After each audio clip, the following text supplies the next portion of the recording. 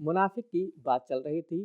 منافق کیسے نماز پڑھتا ہے اور مومنین کی کون سی نماز کو منافقوں جیسی نماز بتایا گیا ہے، نفاق کا علاج کیا ہے اور کیا منافق کی شفاعت ہو سکتی ہے۔ ناظرین کرام السلام علیکم۔ اس دینی، ایمانی اور قرآنی بزم میں آپ سبھی کا تہہ دل سے استقبال کرتے ہیں۔ آج ہم سورہ نساء کی 4 آیتوں کی تفسیر کے ساتھ حاضر ہوئے ہیں، تو چلیے چلتے ہیں آج کی پہلی آیت کی تفسیر کو جاننے کے لیے اس کی تلاوت اور ترجمے کو سنتے ہیں۔ کتاب انزلناه الیک مبارک لیدبروا آیاته ولیتذکروا الالباب۔ بسم اللہ الرحمن الرحیم۔ ان المنافقین یخادعون اللہ وهو خادعهم واذا قاموا الى الصلاة قاموا كسالى يراءون الناس ولا يذكرون اللہ الا قلیلا۔ یقیناً منافق لوگ خدا کے ساتھ مکر و حیلہ کرتے ہیں اور خدا بھی ان کے ساتھ ان کے اعمال کے نتیجے میں حیلہ کرتا ہے، اور جب بھی وہ نماز کے لیے کھڑے ہوتے ہیں تو سستی اور کاہلی کے ساتھ کھڑے ہوتے ہیں، لوگوں کے دکھاوے کے لیے نماز پڑھتے ہیں اور خدا کو یاد نہیں کرتے مگر بہت کم۔ آیت کے ترجمے کے بعد آئیے آیت کے نکات کو بھی جانتے ہیں۔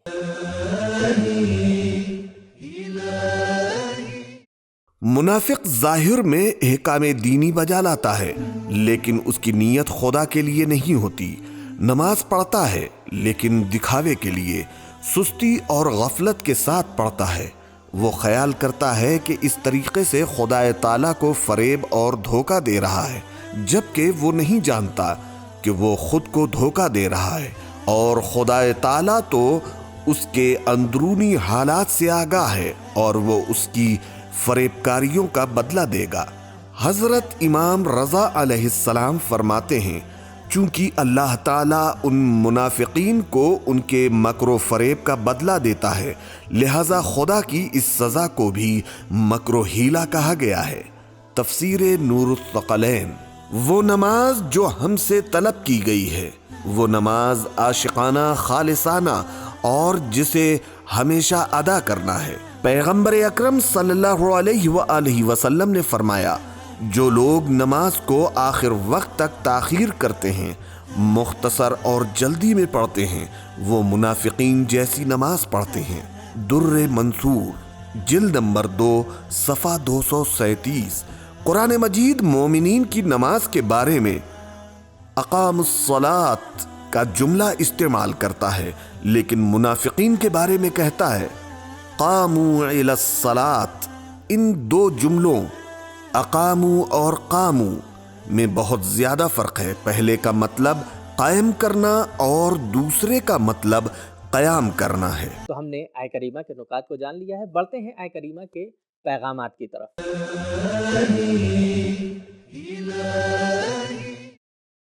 1۔ فریب دینا نماز میں سستی و کاہلی، ریاکاری اور یاد خدا سے غفلت نفاق کی علامتیں ہیں۔ 2۔ منافقین کو معلوم ہونا چاہیے کہ ان کا مد مقابل خدا تعالیٰ ہے۔ 3۔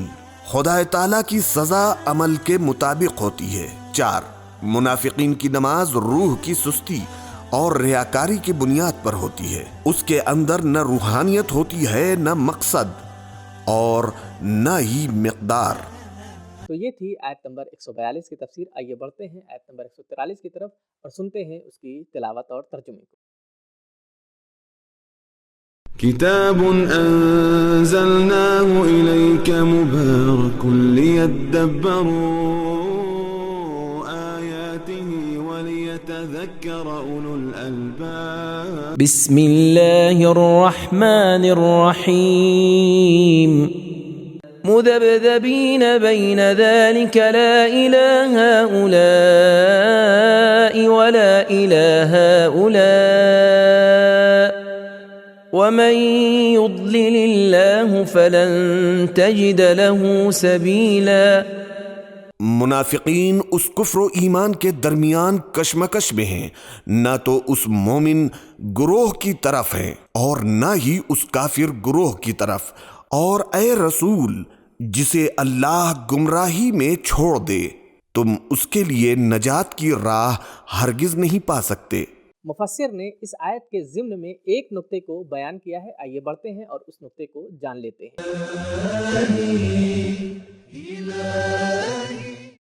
تذبذب کسی ایسی چیز کی حرکت کو کہتے ہیں جو فضا میں لٹکی ہوئی ہو اور زمین میں اس کی کوئی محکم اور مضبوط جگہ نہیں ہوتی۔ اس اہم نقطے کو جان لینے کے بعد آئیے چلتے ہیں اس آیہ کریمہ کے ضمن میں پائے جانے والے اہم پیغامات کو جاننے کی کوشش کرتے ہیں۔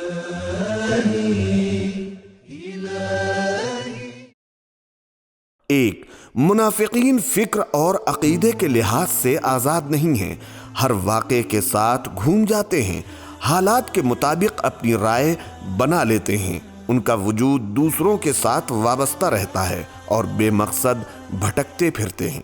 دو، منافق کو آرام و سکون نہیں ہے، کیونکہ اسے ہمیشہ گرگٹ کی طرح رنگ بدلنا پڑتا ہے اور وہ جلدی میں اقدام کرتا رہتا ہے۔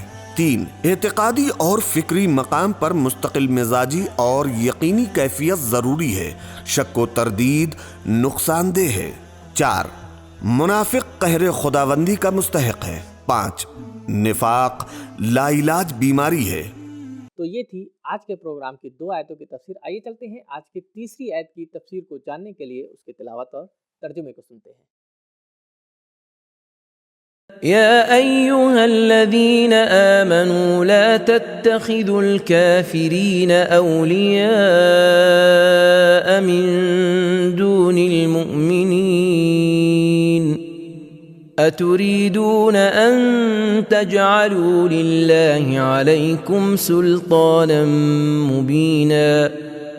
اے وہ لوگ جو ایمان لائے، مومنین کو چھوڑ کر کفار کو اپنا ولی اور سرپرست نہ بناؤ۔ کیا تم چاہتے ہو کہ خدا کے نزدیک اپنے خلاف کھلم کھلا حجت اور سند قرار دے دو؟ اس آیہ کریمہ میں کچھ اہم نکات بیان کیے گئے ہیں، آئیے انہیں جان لیتے ہیں۔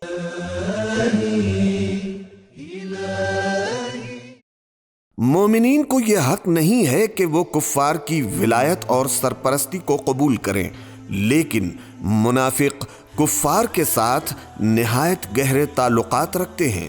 قرآن مجید نے کفار کو منافقین کے لیے شیطان قرار دیا ہے، جیسا کہ ارشاد پروردگار ہے اذا خلوا الی شیاطینہم، سورہ بقرہ آیت نمبر 14۔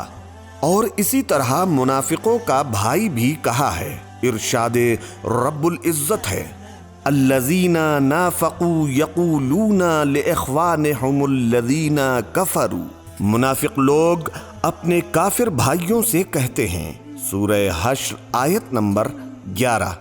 اسی سورہ نساء کی آیت نمبر 139 اور 141 میں بھی ان کے کفار کے ساتھ رابطے اور اسی قسم کی کیفیت کی نشاندہی کی گئی ہے۔ ہم نے آیہ کریمہ کے ترجمے اور اس کے نکات کو جان لیا ہے، آئیے آیہ کریمہ کے پیغام کو ملاحظہ کرتے ہیں۔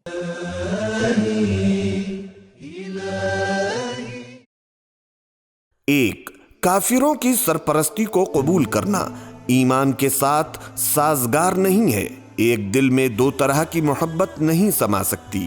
دو، تولا اور تبرہ مومنوں کے ساتھ دوستی اور کافروں سے دوری ہے، جو کہ ایمان کا یقینی اور حتمی نتیجہ ہے۔ تین، ایسے ہر قسم کے میل جول، دوستی اور معاہدوں سے پرہیز کرنا چاہیے جن کا نتیجہ مسلمانوں کا نقصان ہو۔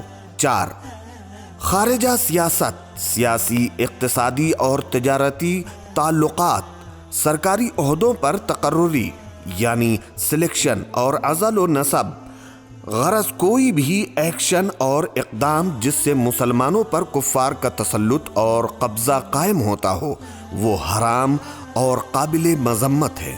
پانچ، ذلت کو قبول کرنے والے مسلمان کے پاس خدا کے سامنے پیش کرنے کے لیے کوئی دلیل نہیں ہوگی۔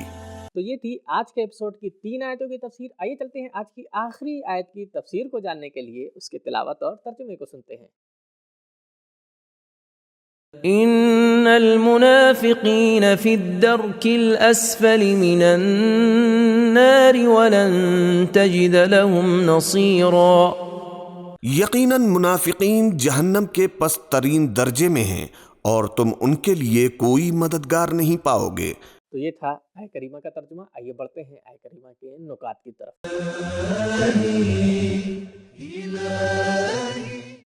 سمندر کے سب سے گہرے حصے کو درک کہتے ہیں. کسی مطلب کی گہرائی سمجھ میں آ جائے تو کہتے ہیں یہ مطلب درک ہو گیا.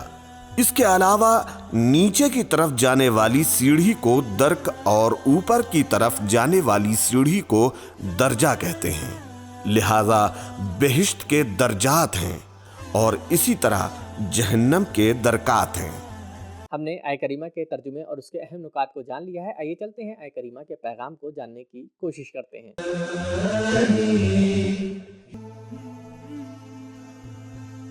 1. جہنم میں منافقین کا ٹھکانہ کفار سے بھی بدتر ہوگا. 2. جہنم کے کئی مرحلے، درجے اور مرتبے ہیں. 3. قیامت میں منافقین کی نجات کا کوئی راستہ نہیں ہے. 4. منافقوں کو شفاعت نصیب نہ ہوگی. ناظرین، آج کے ایپیسوڈ میں ہمیں یہ معلوم ہوا کہ منافقوں کی شفاعت ممکن نہیں ہے. انہیں جہنم کے آخری طبقے میں رکھا جائے گا. یہیں پر ہمارا وقت ختم ہوا. ملتے ہیں اگلے ایپیسوڈ میں. تب تک کے لیے شکریہ. خدا حافظ. سبیل قرآن، قرآنی سماج کی پہچان.